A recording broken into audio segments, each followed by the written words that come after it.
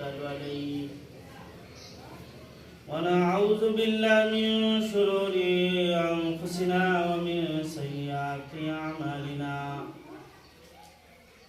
من يهده الله فلا مضل له ومن يضلله فلا هادي له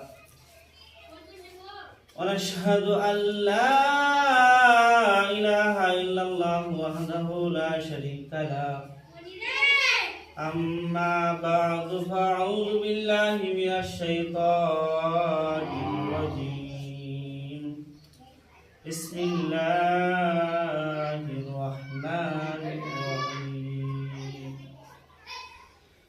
قل إن كنتم تحبون الله فاتبعوني يحببكم الله ويغفر لكم ذنوبكم والله غفور رحيم وقال رسول الله صلى الله عليه وسلم تركت فيكم أمرين لن تضلوا ما تمسكتم بهما كتاب الله وسنة رسوله আল্লাহ পাকের লাখ লাখ শুকর যে মহান রব্বুল আলামিন আমাদেরকে পৃথিবীতে শ্রেষ্ঠ নবীর শ্রেষ্ঠ উম্মত বানিয়ে পাঠিয়েছেন সেই জন্য আল্লাহ তাআলার দরবারে শুকরিয়া জ্ঞাপন করি আলহামদুলিল্লাহ। মুহতারাম হাজিরিন,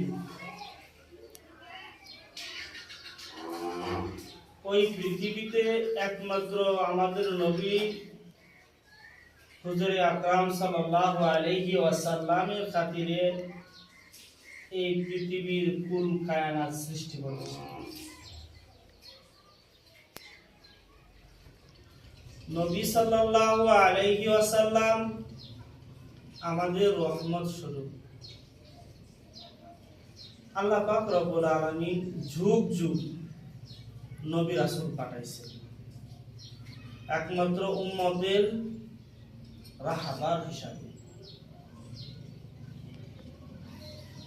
উম্মতকে জাহান্নাম থেকে বাঁচানোর জন্য শুধু